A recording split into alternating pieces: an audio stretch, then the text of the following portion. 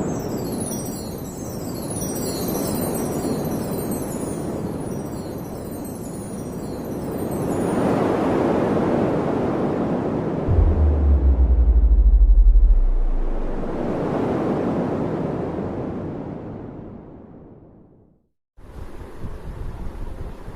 વિદ્યાર્થી મિત્રો, કેમ છો? મજામાં છો? એક પછી એક વારંવાર આપણે વિડીયો લેક્ચર મૂકીએ છીએ, પરંતુ વિદ્યાર્થી મિત્રો ટોપિક જ એવા છે, નાના નાના મુદ્દાઓ છે, તો એ પછી સમજવામાં સરળતા રહે એટલા માટે.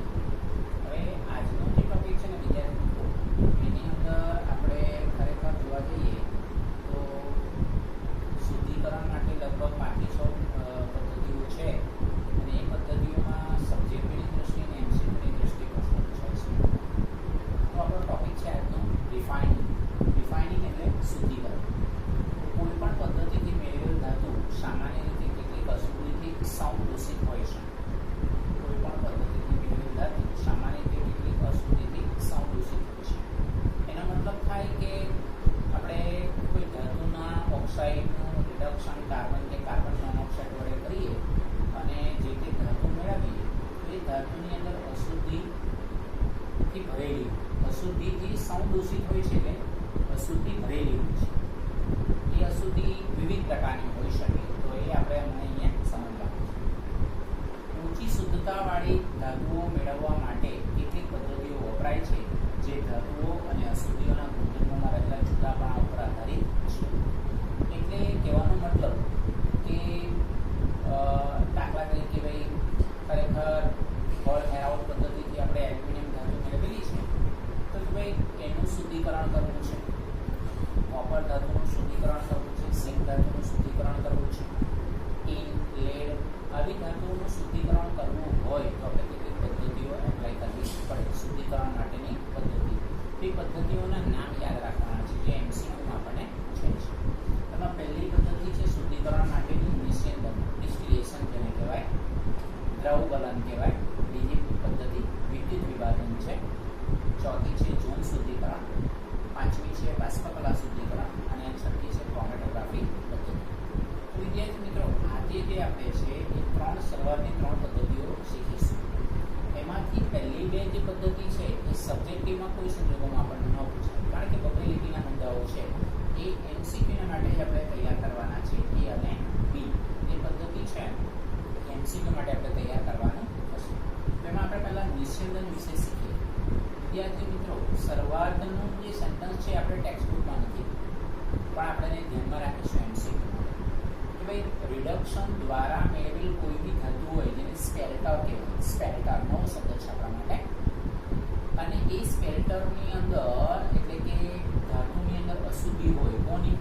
આયર્ન, એલ્યુમિનિયમ, આર્સેનિક, એન્ટીમની જેવી અશુદ્ધિઓ હોય જેને વારંવાર નિસ્યંદન દ્વારા દૂર કરી શકાય છે. તો વિદ્યાર્થી મિત્રો, આ મુદ્દો આપણે એમસીક્યુ માટે યાદ રાખીશું. બીજું કે ઝિંક અને મર્ક્યુરી જેવા નીચા ઉત્કલન બિંદુ ધરાવતી ધાતુને માટે શુદ્ધિકરણ કરવું હોય તો નિસ્યંદનનો આપણે ઉપયોગ કરવો પડે. યાદ રાખવાનું છે, ઝિંક અને મર્ક્યુરી જેવા નીચા ઉત્કલન બિંદુ ધરાવતી ધાતુઓ માટે નિસ્યંદનની પદ્ધતિનો ઉપયોગ થાય છે. આ પદ્ધતિમાં કેવી રીતે કરવામાં આવે તો ભાઈ અશુદ્ધ ધાતુનું બાષ્પીભવન કરવામાં આવે તો નિસ્યંદિત સ્વરૂપે આપણને ધાતુ પ્રાપ્ત થતી જોવા મળે છે. તો એકદમ સિમ્પલ છે, બરાબર છે. નિસ્યંદન માટે કે ભાઈ કઈ એવી ધાતુ છે કે જેનું નિસ્યંદન દ્વારા શુદ્ધિકરણ કરી શકાય, ઝિંક અને મર્ક્યુરી. બીજી પદ્ધતિ છે લિક્વેશન એટલે દ્રવગલન. એમાં ટી અને લેડ જેવી ધાતુને માટે આ પદ્ધતિનો ઉપયોગ થાય છે શુદ્ધિકરણ કરવા માટે, ટી અને લેડ. તો આમાં શું કરવામાં આવે વિદ્યાર્થી મિત્રો? અને આવી જે ધાતુ છે એને ઢાળવાળી સપાટી પરથી વેવડાવવામાં આવે અને ઊંચા ગલનબિંદુવાળી અશુદ્ધિથી દૂર કરી શકાય છે. ટીન અને લેડ જેવી જે ધાતુ હોય એને ઢાળવાળી સપાટી પરથી વેવડાવવામાં આવે અને ઊંચા ગલનબિંદુવાળી અશુદ્ધિથી દૂર કરી શકાય છે. બસ આ પદ્ધતિની અંદર આપણે આટલું યાદ રાખવાનું છે. હવે ત્રીજી જે પદ્ધતિ છે વિદ્યુત વિભાજનની પદ્ધતિ, એ બહુ મહત્વની પદ્ધતિ છે, મોસ્ટ ઇમ્પોર્ટન્ટ ટોપિક છે આપણા માટે. તેમાં જુઓ, વિદ્યુત વિભાજનની પદ્ધતિ પદ્ધતિથી શુદ્ધિકરણ કરવું હોય તો એમાં ઝિંક અને કોપર, આ કોપર અને ઝિંક ધાતુ, જો ઝિંક અગાઉ બી આવી ગયું છે નિસ્યંદન. ઝિંક એક એવી ધાતુ છે જેનું નિસ્યંદન દ્વારા બી શુદ્ધિકરણ કરી શકાય અને વિદ્યુત વિભાજનની પદ્ધતિથી બી શુદ્ધિકરણ કરી શકાય. તો આમાં શું કરવામાં આવે વિદ્યાર્થી મિત્રો? તો એમાં એનોડ એક અશુદ્ધ ધાતુ છે. એનોડ તરીકે કોની પસંદગી કરવામાં આવે? અશુદ્ધ ધાતુ. કેથોડ તો તે જ ધાતુની શુદ્ધ પટ્ટી. તો આપણે એને ઉદાહરણના સ્વરૂપમાં કોપર વિશે શીખવાના જ છે. માની લો કે અશુદ્ધ કોપર છે તો કેથોડ શુદ્ધ કોપરની પટ્ટી છે. દ્રાવણ તે જ ધાતુના દ્રાવ્ય ક્ષારનું દ્રાવણ, એટલે કે આપણે કોપર અશુદ્ધ કોપર એ એનોડ, શુદ્ધ કોપર એ કેથોડ. તો દ્રાવણ CuSO4 નો એસિડિક દ્રાવણ. CuSO4 શું છે? એક ક્ષાર છે, ક્ષારનું દ્રાવણ છે આપણે કહીશું. બીજું, આની અંદર વધુ બેઝિક ધાતુ દ્રાવણમાં રહી જાય છે. તો આપણે એને આકૃતિ દ્વારા બી સમજવાના છે. વધુ બેઝિક ધાતુ દ્રાવણમાં રહી જાય છે. ઓછી બેઝિક ધાતુ એનોડ પંક તરફ જાય છે. વધુ બેઝિક ધાતુ દ્રાવણમાં રહી જાય છે તો એના માટે બી આપણે અહીંયા ઉદાહરણ દ્વારા સમજવાના છે. ઓછી બેઝિક ધાતુ એનોડ પંક તરફ જાય છે. હવે એનોડ પંક છે શું? એનોડ પંક એટલે કે ખરેખર જે એનોડ તરીકે આપણે અશુદ્ધ કોપર ધાતુને પસંદ કરીએ છીએ એમાં જે અશુદ્ધિઓ છે તે દ્રાવણના તળિયે જમા થાય, જેને એનોડ પંક તરીકે ઓળખવામાં આવે છે. એનોડ પંકનો મતલબ શું?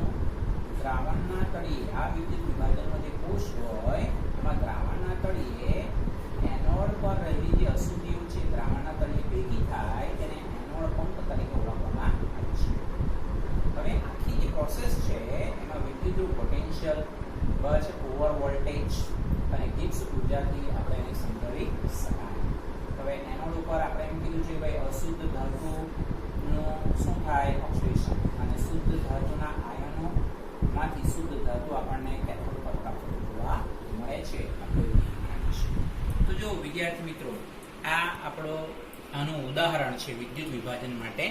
કોપરનું શુદ્ધિકરણ વિદ્યુત વિભાજન પદ્ધતિથી કરવામાં આવે છે.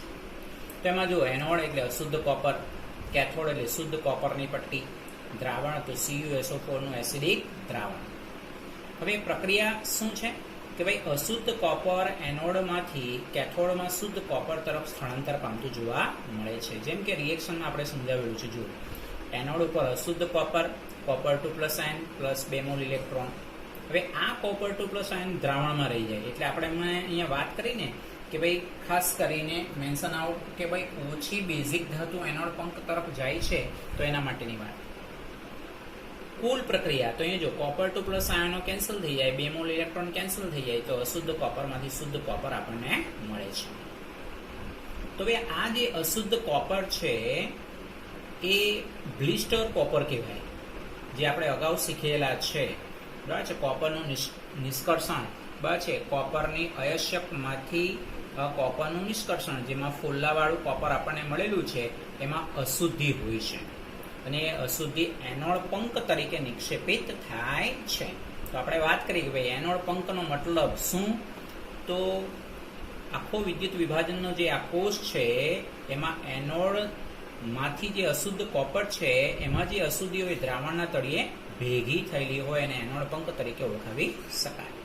તો કે વિદ્યાર્થી મિત્રો, આ જે બ્લિસ્ટર કોપર, જે અશુદ્ધ કોપર કહેવાય છે, એ બ્લિસ્ટર કોપર એ અશુદ્ધ કોપર, તો એમાં સાની અશુદ્ધિ હોય છે વિદ્યાર્થી મિત્રો? આ ખાસ યાદ રાખવાનું છે. આ ખાસ આપણે યાદ રાખવાનું છે કે ભાઈ એમાં એન્ટીમની એનોડ પંક તરીકે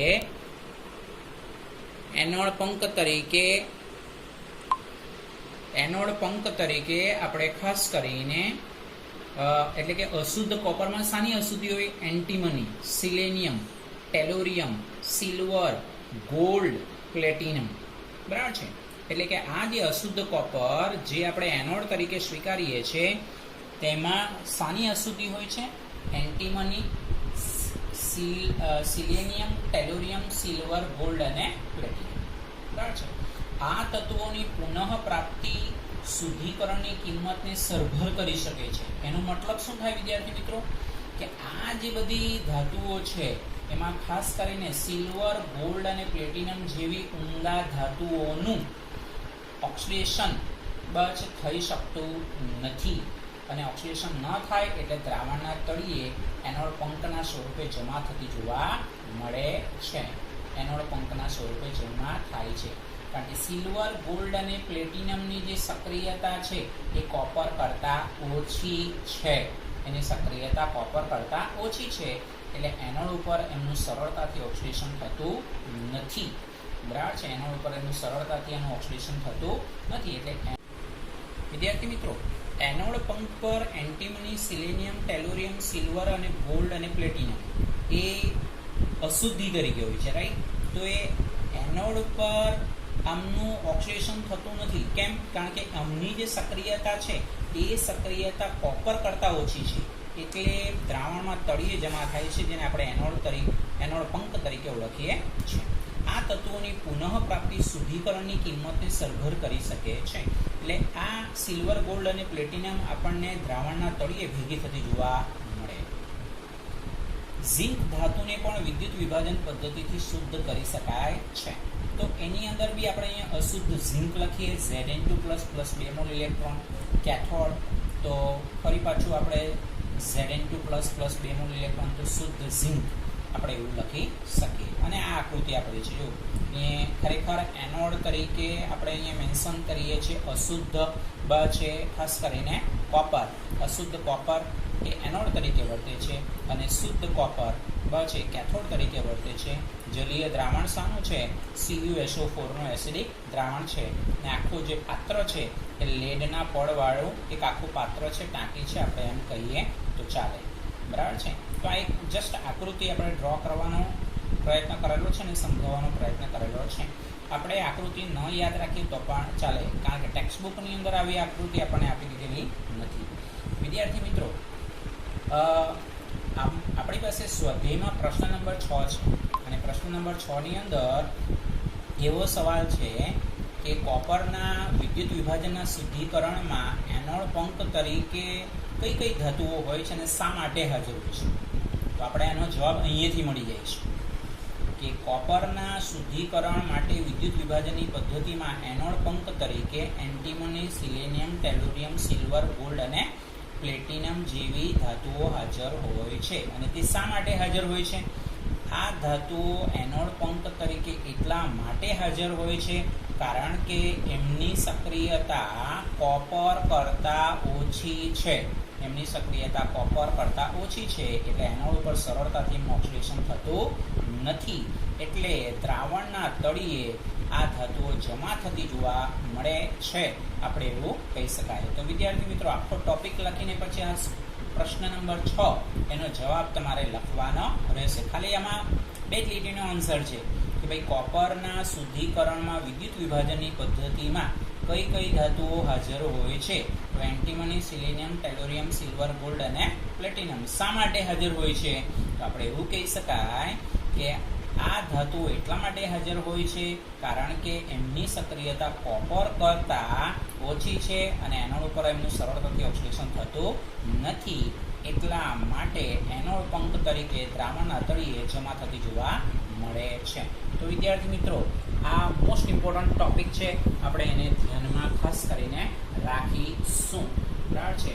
તો એને અને પછી બાકીની જે 3 પદ્ધતિ છે, ઝોન શુદ્ધિકરણ, બાષ્પકલા શુદ્ધિકરણ અને ક્રોમેટોગ્રાફિક પદ્ધતિ, એ નેક્સ્ટ વિડીયો લેક્ચરમાં આપણે જોઈશું. તો ખાસ કરીને સબસ્ક્રાઇબ કરો, લાઈક કરો, પોતાના ફ્રેન્ડ્સને શેર કરો.